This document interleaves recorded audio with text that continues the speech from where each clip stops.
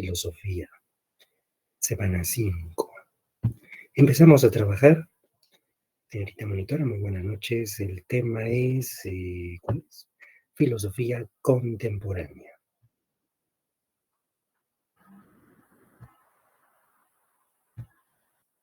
Sí me copió, ¿no, señorita monitora? ¿Cuál es su tema? Disculpe, profesor. Filosofía contemporánea. Le escribo por si acaso en el Listo, chat. profesor, gracias. A usted las gracias. Muy bien, estimados estudiantes, entonces vamos a trabajo en clase, área de filosofía. Tienen su solucionario la semana 4, por favor, abrirlo, ir, compararnos sus respuestas y también sus diapositivas para esta semana y su práctica. Muy bien, entonces vamos con su... Ahí está. Vamos con sus diapositivas. Pero ustedes, por favor, mientras voy abriendo ahí, recordando su práctica, viendo sus errores, sus aciertos, mientras hacemos la introducción también, ¿ya? Y si hay dudas, consúltenme, por favor, consúltenme.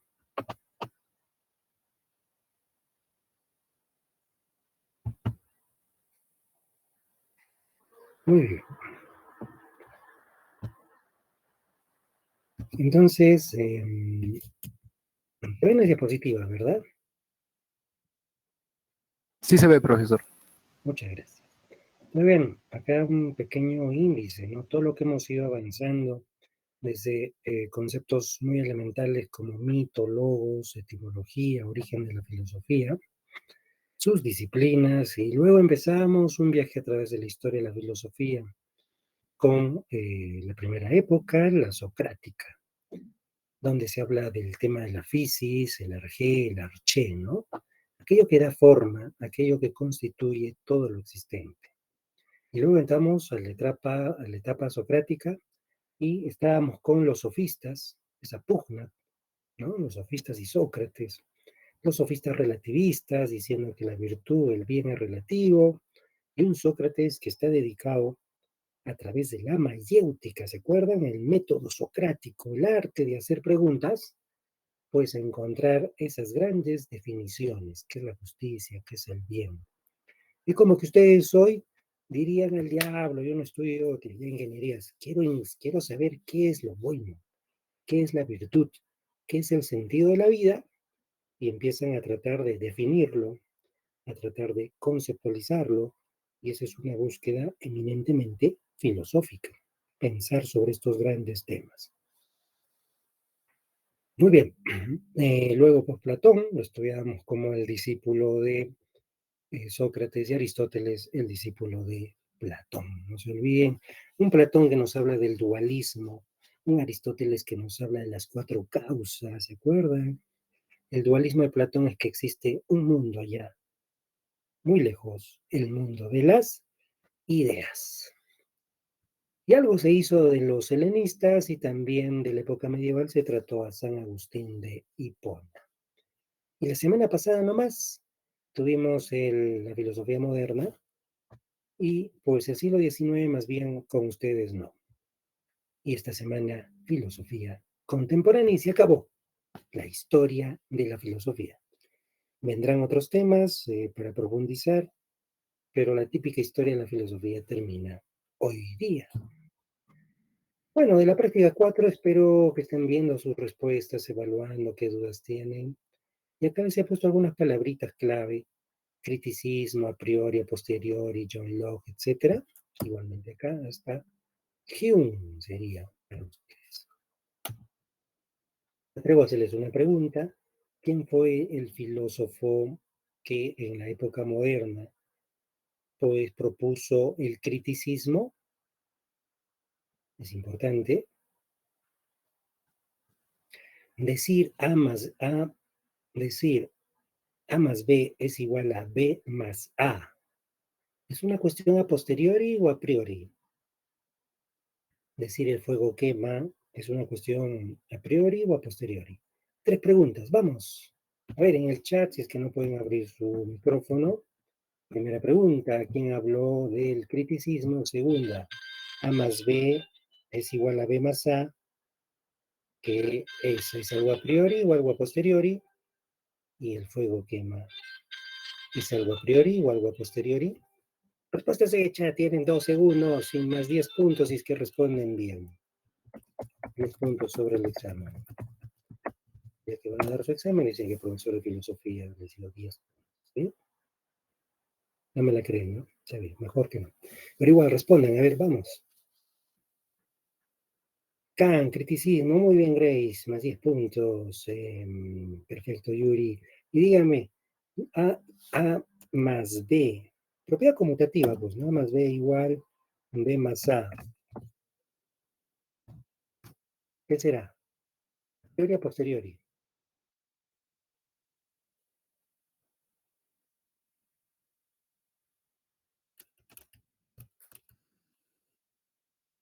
A priori a posteriori, ¿qué creen? A priori, muy bien. Sin duda, porque es algo que está solo, o es un conocimiento que se entiende solo en la luz de la razón. Antes de la experiencia, no necesitamos ir y comprobar, a ver, ¿será así? Voy a verlo con mis propios ojos para creer esto. No necesitamos experimentar para entender esto, ¿ya? Pero si decimos, a ver, si decimos, la luz se descompone en un prisma, o decimos el fuego quema, eso sí será, escríbanlo por favor. Muy bien, gracias por su respuesta, muy bien, Andrea. Eso sí sería a posteriori, no se olviden, no se olviden. Muy bien. Entonces, pregunta UNSA del semestre pasado, hace unos meses nomás, pues la pregunta UNSA era que la matemática está más relacionada con lo a priori o lo a posteriori. ¿Qué creen? Con lo a priori. Perfecto. Hemos terminado nuestro repaso y nos vamos a la clase de esta semana. Bueno, aunque bueno, iba a decir se me antoja, pero no, no es lo correcto. Iba a decir se me ocurre, es lo más preciso, ¿no? Se me ocurre, si John Locke es empirista, es decir, confía en que los sentidos son la fuente del conocimiento y por lo tanto rechaza las ideas innatas, dice, no hay ideas que nazcan en nuestra razón o con nosotros y que estén en nuestra razón, porque es una tabula rasa, ¿se acuerdan? La mente. Y todo lo que viene de la experiencia se imprime, ¿no? Se imprime en la tabula rasa. Pregunta Unza, ¿qué filósofo más bien sí cree que las ideas innatas existen? Respuestas en el chat, vamos. ¿Qué filósofo sí considera que las ideas innatas existen de manera contraria a John Locke? ¿Quién sí defiende las ideas innatas? Vamos. ¿David Hume? ¿David Hume defiende las ideas innatas? No. Por el contrario, pero gracias Carlos, nos ayuda a profundizar. David Hume más bien es un empirista radical, radicalísimo, es el que dice ver para creer. Muy escéptico, se vuelve un escéptico David Hume. Ya, más bien Descartes sí diría, como han dicho sus compañeros, que hay ideas que existen en nuestra mente. ¿Cuál UCB? Les puse ese ejemplo para que no se olviden, ¿no? Meten la UCB, hay archivitos, ¿no? De arranque, dicen. O sea, no está limpiecita, no se ve. Igual nuestra mente, decía Descartes, tiene ideas que no se han aprendido de la experiencia, no, no. Ya estaban ahí desde siempre. Por eso innato. Por ejemplo, la idea de Dios, ¿no? Por ejemplo. Muy bien, estimados estudiantes, hemos hecho nuestro repaso. No se olviden. Empiristas, racionalistas, criticistas. Empirista John Locke, David Hume, como puso nuestro compañero, racionalista René Descartes y criticista Immanuel Kant. Por favor, tengan todos su guía a la mano. No le he abierto. A ver, vamos a abrirla para orientarles. Son las 18:25. A ver, a ver. A ver, ¿qué vamos a hacer? Tienen su guía ustedes. Yo la tengo así, felizmente, en una partecita nomás. Ustedes tienen todo junto, ¿no? Algo complicado a veces, creo. No sé. Entonces, las diapositivas, todo estaba con esta numeración, pero ya te iba a cambiar a último minuto, ¿no? Entonces ahí lo tienen, pero no hay problema. No es algo indispensable. Lo importante es que ustedes estén estudiando su guía y sus diapositivas. Acá está. Nos toca para esta semana, pues, Ludwig Wittgenstein, un gran filósofo, muy reconocido, ¿sí? Austriaco, bueno, en plena guerra, ¿no? Bueno, se va, ya van a leer ustedes detalles, una vida un poco complicada de nuestro amigo Ludwig Wittgenstein, dos obras, Tractatus lógico-filosóficos, ¿no? En latín, y las investigaciones filosóficas. Luego tenemos el papel de la filosofía, le da un papel a la filosofía, dice la filosofía tiene que hacer algo, vamos a ver qué. Luego de eso tenemos aún estos dos subtítulos que dicen primer Wittgenstein, segundo Wittgenstein. ¿Qué quiere decir eso? Quiere decir que hay un cambio en su forma de pensar, en su filosofía, ¿ya? Vamos a ver de qué trata ese cambio, es muy preciso, muy sencillo. Luego tenemos a Karl Popper, este filósofo que está aquí, ya en una edad algo mayor. Su vida también muy interesante, algunos elementos de su vida tienen ahí. Su obra, La lógica de la investigación científica. Ya nos dice mucho ese título. Luego, La miseria del historicismo, que es una respuesta a uno de sus colegas epistemólogos. Y miren, los dos problemas fundamentales de la epistemología, realismo y el objetivo de la ciencia. Pregunta USA, ¿cuál fue el principal interés de Popper en su filosofía? Obviamente estudiar a la ciencia. ¿Y cómo se llama esa disciplina que estudia la ciencia? Pregunta UNSA, más de 20 veces ven esa pregunta. ¿Nociología o epistemología? La disciplina que estudia la ciencia, escribiendo en el chat, por favor, epistemología, no se olviden. Y bueno, vean, principio de verificabilidad, alzacionismo, esta pregunta. ¿En qué consiste el criterio de la falsación o falsacionismo también? Propuesto por Karl Popper, ¿no? Y acá el otro epistemólogo contemporáneo significa de este siglo XX, siglo XXI, pero claro, ellos vivieron en el siglo XX, y bueno, acá tenemos a Thomas Kuhn, el libro más famoso, La estructura de las revoluciones científicas, y aquí nos dice, hay un título clave, El progreso histórico de la ciencia. Gran aporte de Kuhn, hacernos estudiar a la ciencia, entenderla desde su historia. Y cerramos con Donna Haraway, una bióloga, y que plantea una interesante idea en su obra Un manifiesto cyborg. ¿Sí? Un manifiesto cyborg. Cyborg, sí, usted y yo somos cyborgs. Ya no somos personas naturales. No, yo soy natural, nada, ya no somos, ya no somos. Muy bien, entonces ahí ven el título, Cyborg y la naturaleza humana. Y luego nos vamos al otro subtítulo, cibernética y feminismo. Muy interesante el feminismo de Haraway. ¿En qué consiste el feminismo? Es una corriente filosófica que pretende pensar la condición de la vida social, cultural y política de la mujer. Una situación difícil hasta el día de hoy. Oye, entonces eso, por favor, ir leyendo también mientras vamos explicando. Y vámonos a la explicación, son las 18:30. Muy bien. Hemos hecho todo esto. Están atentos, por favor, ¿se me escucha bien? ¿Podrían decirme? ¿Se ve la presentación? Sí, profesor. Muchas gracias, señor. Y vamos con Ludwig Wittgenstein, ya les habíamos dicho, leyendo la vida, una vida muy polémica, su personalidad, ¿no? Medio extraño, Wittgenstein, muy coherente también, ¿no? Con su filosofía, porque cuentan sus biografías que él, por ejemplo, renunció a toda su herencia, a sus estudios en ingeniería, justamente, también coincidente con la vocación de ustedes, deja la ingeniería para dedicarse a la filosofía. Y su interés está muy ligado a la ciencia, pero desde el punto de la lógica. Tanto así que esta cosita que ustedes han aprendido, verdadero, verdadero, verdadero, falso, tautología, contingencia, esta es una conjunción, disyunción. ¿Se acuerdan? Las famosas tablas de verdad. Toda esa lógica proposicional matemática, pues,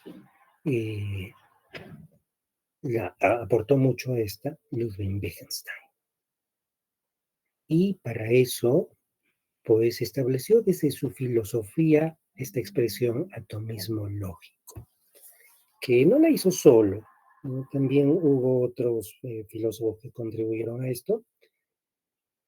Pero bueno, lo que nos interesa para efectos de nuestro examen es qué significa. Y cuando ustedes dicen, por ejemplo, está sonando el celular, la computadora está prendida, Lima es la capital del Perú, 2 más 2 igual 4, son las famosas proposiciones. Todo aquello que puede ser, todo aquel enunciado que puede ser verdadero o falso. Muy bien, ¿y cuándo puede ser verdadero? Pues cuando lo que enuncio corresponde con la realidad. Entonces, si digo, ¿está sonando el celular? Sí, está sonando, verdadero. No está sonando, falso. Entonces, lo que enuncio corresponde a la realidad. ¿Sí? Principio de correspondencia también se llama. ¿Para qué les cuento toda esa historia? Porque el atomismo lógico dice que lo que enunciamos se relaciona con un átomo de la realidad, con un hecho de la realidad. Pero hay tantos hechos, ¿no? Ya, pero descubren estos filósofos que los hechos son como átomos independientes, ¿no? Yo estoy sentado, es un hecho atómico en medio de toda la complejidad de la realidad. Y de ese hecho puedo enunciar una proposición. Muy bien. Entonces vean, eso que ustedes estudiaban, verdadero, verdadero, etcétera, vean todo el trasfondo filosófico que tiene. Es interesante, ¿no? Cómo la filosofía nos ayuda en ese sentido. Y vean cómo se vincula con lenguaje. Porque obviamente todo lo que digo, Lima, la capital del Perú, 2 más 2 igual a 4, etcétera, etcétera, es un lenguaje. Entonces, acá Wittgenstein dice, hay una nueva tarea de la filosofía. ¿Se acuerdan de la tarea de Agustín? La tarea de Agustín podríamos decir que era el reflexionar sobre la naturaleza de ¿quién? De Dios, ¿no es cierto? Platón, bueno, estaba interesado en su dualismo, en el mundo de las ideas, en la política también, en la ética. Sócrates, su mayéutica. Muy bien, llega pues Wittgenstein y dice, miren, lo que debe ser la filosofía es estudiar el lenguaje, tratando de establecer que el lenguaje pues entienda lo siguiente. Esta pequeña expresión se llama aforismo. Una expresión breve, como un verso, si gustan, y muy profunda, ¿no? Entonces dice, aquello de lo que no se puede hablar, que es aquello de lo que no hay referencia en la realidad, ¿no? Entonces, ¿de Dios podría hablar?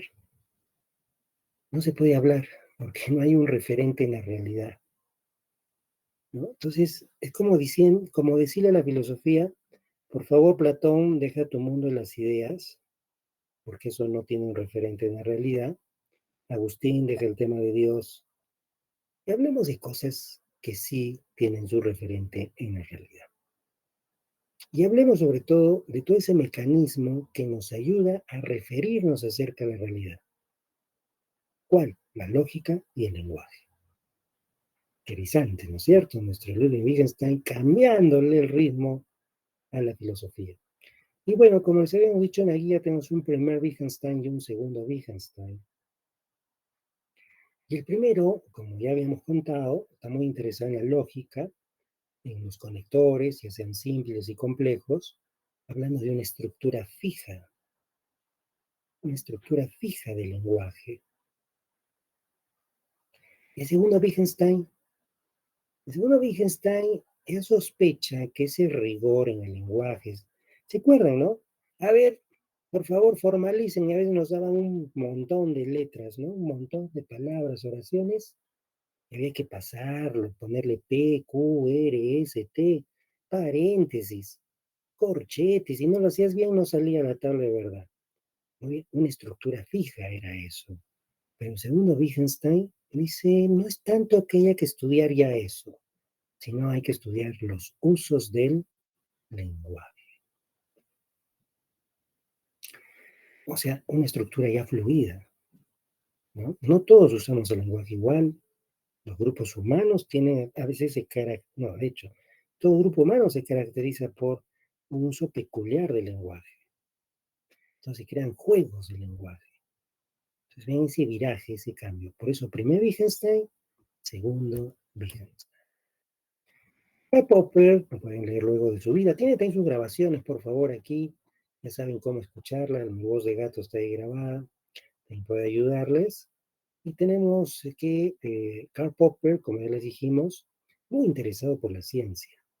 Sus obras van por el lado de la ciencia. No hemos visto ahí sus títulos, como ustedes verlos en la guía. Entonces, él es un epistemólogo, no se olviden, interesado en el estudio de la ciencia. Y nos dice, de arranque, ¿no? Tanto Wittgenstein como Popper, ahí le dan con palo a la filosofía, porque dice, mire, usted, la filosofía se encarga de un asunto pseudo proposicional. Sobre todo esta filosofía que emanaba, ¿no? De Agustín, que emanaba de Platón, es decir, aquella filosofía que se le llama metafísica, meta, más allá, física, physis, naturaleza. Entonces, ¿ellos qué quieren? Que la filosofía estudie cosas más próximas a la naturaleza. ¿Y qué, pues, qué conocimiento es el que nos lleva más a la naturaleza? Bingo, la ciencia, ¿no es cierto? Entonces, si es la ciencia, estudiemos la ciencia, por favor.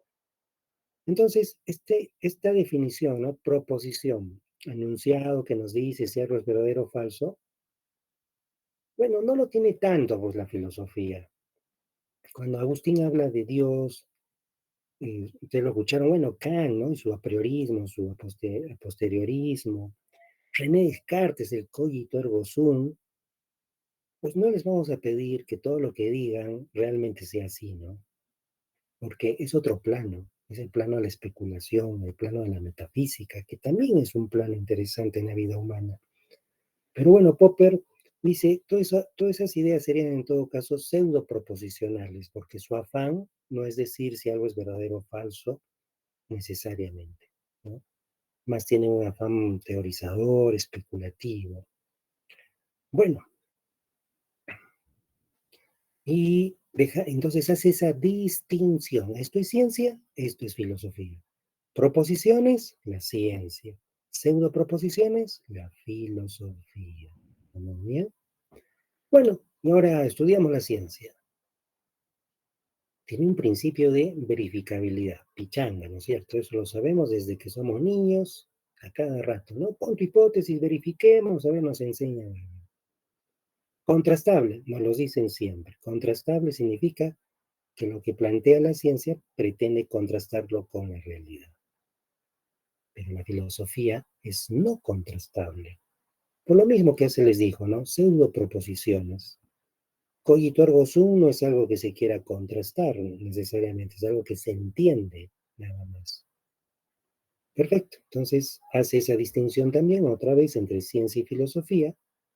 Y respecto a la ciencia nos dice, bueno, pero tampoco es tan sencillo, ¿ah? No es tan sencillo que la ciencia agarre, a ver, mira, esto funciona así, hace su teoría y bingo, ya está. No, hay un criterio débil de verificabilidad. Es complicado. ¿no? Para entender esto nos sirve, ¿se acuerdan? La anterior balota, donde justamente el mismísimo Descartes dice, oye, vamos despacio, vamos con una duda metódica, decía, ¿no? Duda metódica, con cuidado. Descartes no era un dogmático, ¿se acuerdan? Estudiamos eso. El dogmático que dice, sí, el conocimiento es inmediato. No, conocemos, pero hay que tener cuidado, no hay que ser ingenuo, ¿no? Nos están advirtiendo. Y creo que para la vida es una buena lección esa que nos dan estos filósofos, ¿no? Tener prudencia en el conocimiento. Bueno, entonces igual diría Popper, ¿no? Hay un criterio débil de verificabilidad, no es tan fácil, no es algo inmediato. Y por lo tanto, hay algo que ayuda más bien, hay un sentido fisicalista. Cuando usted sea, pronto va a ser un científico, biólogo, va a ser un ingeniero, ¿no? Bueno, estamos en biomédicas, ¿no? Ya me acordé. Entonces van a ser quizás biólogo, quizás van a ingeniería pesquera, quizás nutrición, quizás medicina, enfermería. Em, ¿Qué quiero decirles? Van a proponer sus hipótesis y todo lo que ustedes propongan va a tener un sentido fisicalista, dice Popper. Es decir, va a poderse explicar en lo físico. No se olviden, en la fisis, en la naturaleza. ¿No es cierto? Entonces él confía y ese sentido nos ayuda a entender que lo que digamos se verifique, ¿no? Pero luego sigue profundizando Popper y dice, oye, pero ¿sabe qué? No es tanto de verificar ya. Mejor no hablemos de verificar. Mejor hablemos de falsación, de falsar. Eso es más prudente, dice. Si damos un enunciado científico, fácil es pues buscar si encaja o no encaja con la realidad.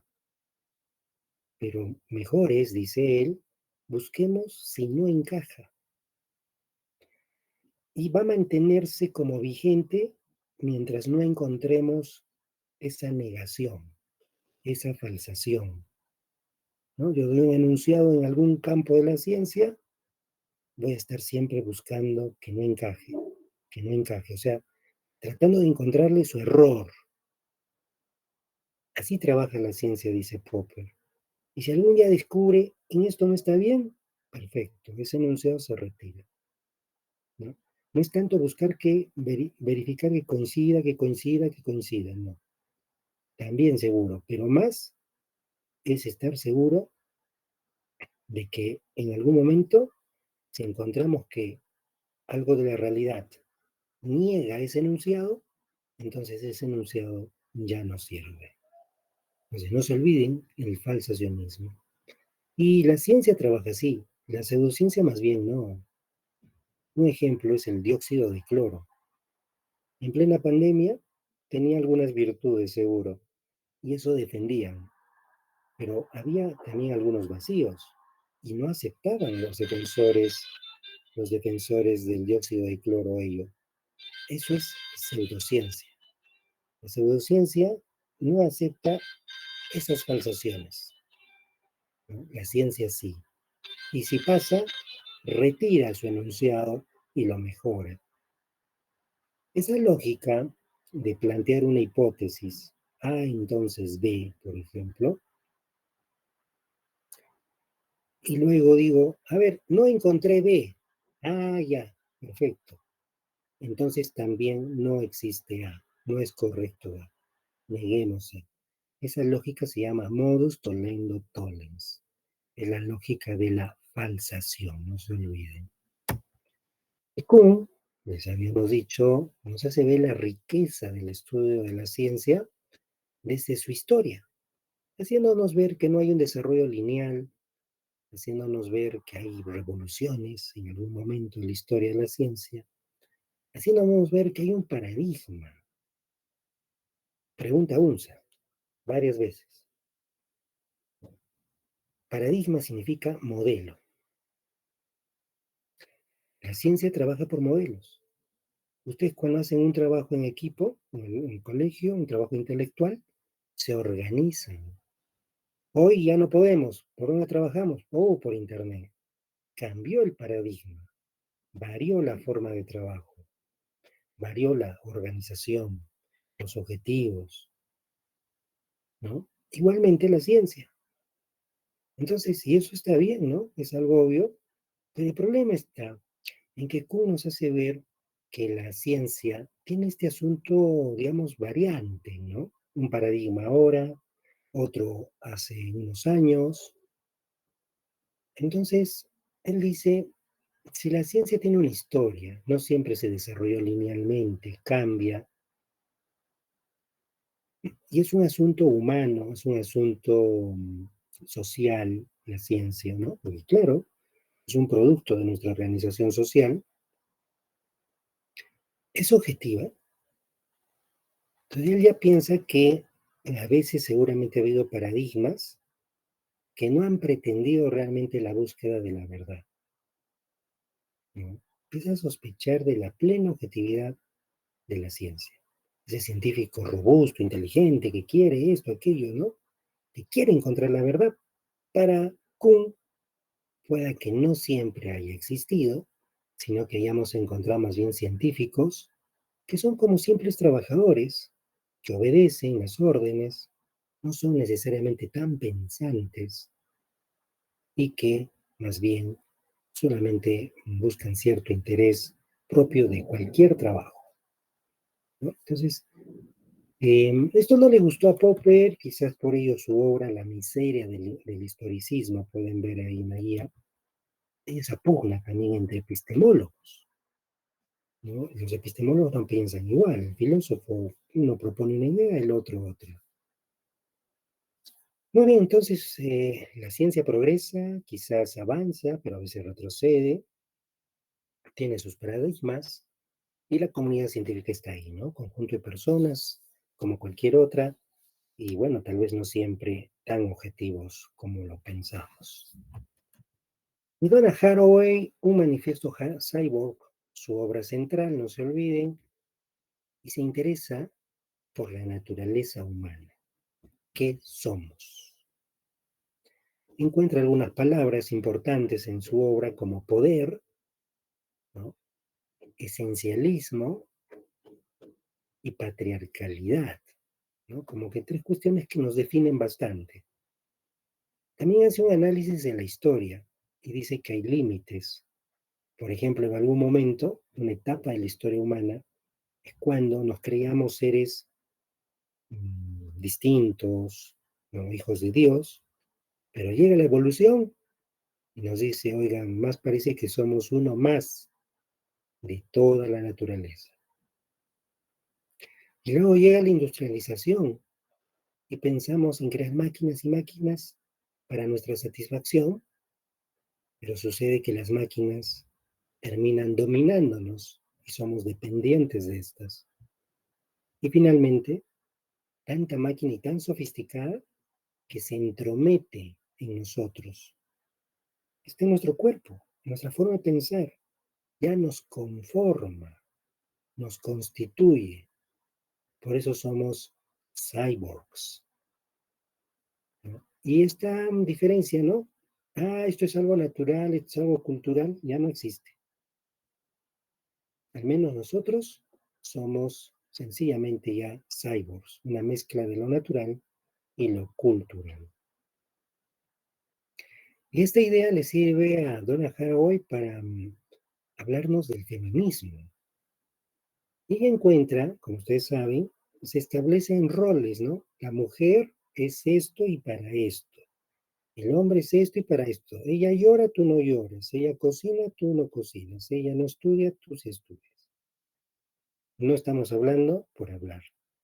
Hasta ahora hay mujeres de 60, 70 años que son analfabetas. En Perú, en Arequipa, yo lo sé porque participé en un programa de alfabetización, porque cuando eran niñas, sus propios padres les dijeron, tú, hija, no necesitas, tu hijo sí, ve a la escuela porque vas a mantener a la familia, y así fue. Bueno, esto se creía, dice Donna Haraway, como un asunto natural. La mujer es débil, a la cocina, el hombre fuerte, a trabajar. Pero Haraway nos dice, eso también es un constructo social, no es algo natural, eso lo han creado. justamente para defender el patriarcado, ¿no? Donde el hombre, el macho, es el que maneja, el que tiene poder. Entonces, eso no está bien. Estamos hoy en plena época en la que ya no hay estos asuntos de la naturaleza y vemos cómo hay un predominio de lo cultural y a veces estos constructos sociales que perjudican a la condición de la mujer. Y hay que rechazar esos binarios, hombre, mujer, débil, fuerte. Nada de eso, eso no sirve. Y más bien, en la complejidad, buscar cierta armonía y un acuerdo. Muy bien, hemos terminado, espero que les haya servido, 18:51, 4 minutos nomás, wow. Pero bueno, hemos hecho un repaso, hemos estudiado también la balota, creo que 4 minutos y por ahí nos robaremos un poquito, un minutito más. Vamos con la práctica número 5, por favor, número 5, abriéndola, ¿dónde está? Está aquí, práctica número 5.